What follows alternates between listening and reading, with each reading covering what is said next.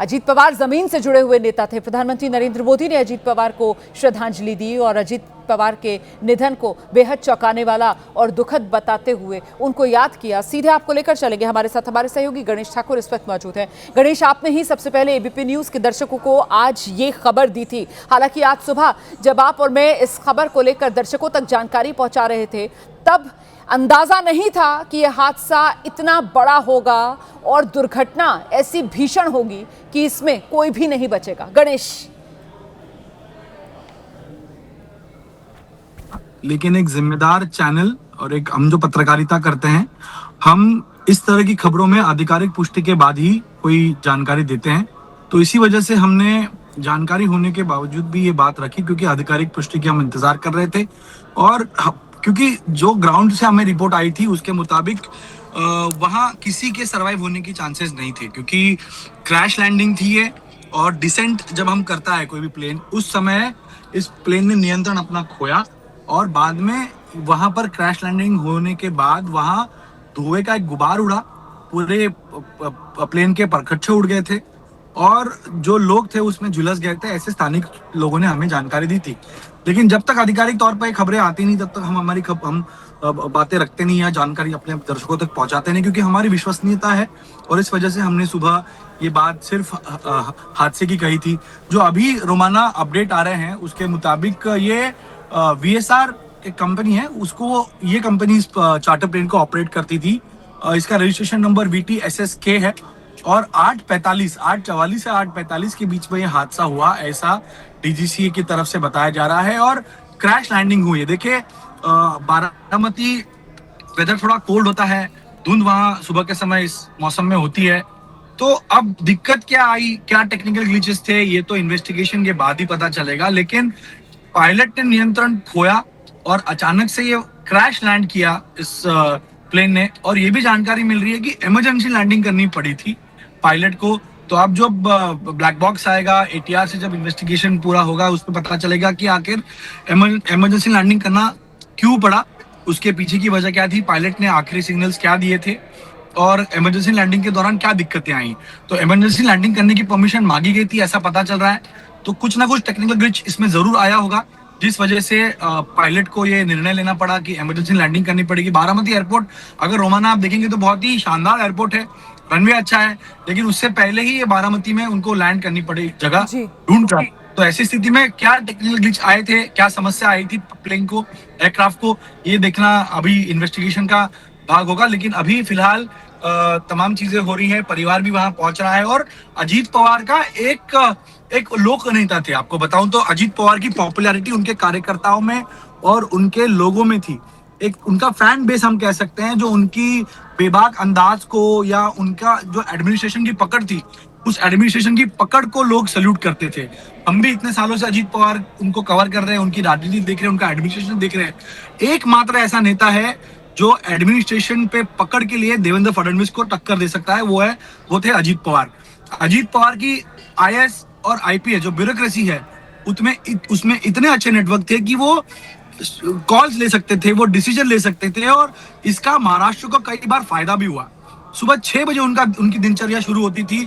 मतलब हमने अभी कुछ दिनों पहले ही मैंने पुणे में जाकर उनका अभी इलेक्शन के लिए इंटरव्यू किया था। हमें सुबह 5:45 बजे का टाइम दिया गया था। 5 बजे उठकर योगा करने के बाद वो 5:30-6 बजे तक अपना पूरा काम शुरू करते थे। और अपना काम शुरू, फाइलें मंगाई जाती थी और फाइलों का काम पूरा करने के बाद वो अपने कार्यालय में 9 बजे से पहले पहुंच जाते थे, चाहे वो मंत्रालय हो या फिर उनका निजी कार्यालय हो। तो अजीत पवार को अगर मिलना है तो सुबह तड़के जाना पड़ता था, क्योंकि वो सुबह से ही एक्टिव होते थे, काम करते थे। डिसिप्लिन लाइफस्टाइल उन्होंने जी थी अपने काम के लिए।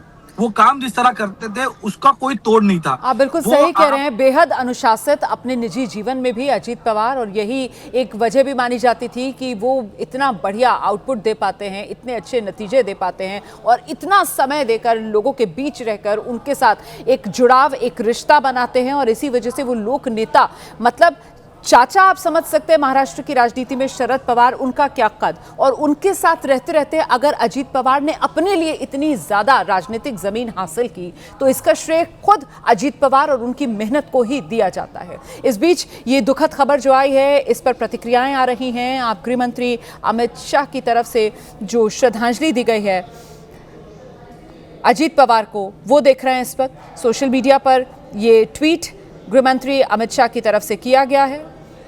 याद कर रहे हैं अमित शाह अजीत पवार को। अपने सोशल मीडिया मैसेज के जरिए वो बता रहे हैं कि किस तरीके से एक कर्मठ नेता महाराष्ट्र ने खो दिया, जिसकी कमी महाराष्ट्र को बहुत खलेगी। तो आज ये जो हादसा हुआ है, एक दुखद हादसा, महाराष्ट्र के उप मुख्यमंत्री, एनडीए के हमारे वरिष्ठ साथी अजीत पवार जी को खो देने की सूचना से मन अत्यंत व्यथित है। अजीत पवार जी ने बीते 3.5 दशकों में जिस प्रकार महाराष्ट्र के हर वर्ग के कल्याण के लिए खुद को समर्पित किया, उसे शब्दों में व्यक्त नहीं किया जा सकता। वो जब भी मिलते थे, महाराष्ट्र की जनता के कल्याण संबंधी अनेक विषयों पर लंबी चर्चा करते थे। उनका निधन एनडीए परिवार के साथ मेरे लिए व्यक्तिगत क्षति है। मैं पवार परिवार के प्रति अपनी गहरी संवेदना व्यक्त करता हूं। शोक की इस घड़ी में पूरा एनडीए शोक संतप्त पवार परिवार के साथ मजबूती से खड़ा है। ईश्वर दिवंगत आत्मा को अपने श्री चरणों में स्थान दे। ओम शांति शांति शांति। ये गृह मंत्री अमित शाह ने सोशल मीडिया पर जो श्रद्धांजलि दी है अजीत पवार को, वो मैं आपको पढ़कर सुना रही थी। हमारे साथ लगातार गणेश ठाकुर बने हुए हैं और जरा गणेश से जानते हैं। गणेश, अब जो जानकारी मिल रही है, दिल्ली से हमने दर्शकों को तस्वीर दिखाई, क्योंकि सुप्रिया सुले के साथ ही अजीत पवार की पत्नी सुनेत्रा पवार, अजीत पवार के बेटे पार्थ पवार, ये लोग दिल्ली में थे, तो ये दिल्ली से महाराष्ट्र के लिए निकल गए हैं। रोहित पवार की हमने तस्वीर दिखाई। रोहित पवार बेहद भावुक नजर आ रहे थे। वो बारामती का अस्पताल जहां पर शव रखा गया है, उस अस्पताल में जा रहे थे। शरद पवार को लेकर क्या जानकारी है? शरद पवार कहां हैं? और वाकई में शरद पवार के लिए ये खबर जो है वो बेहद हृदय विदारक होगी। गणेश। बिल्कुल रोमाना, और मेरी जानकारी है कि शरद पवार मुंबई में अपने सिल्वर ओक निवास स्थान पर थे और अभी कुछ समय पहले ही वो बारामती के लिए रवाना हो गए हैं। बाय रोड जा रहे हैं।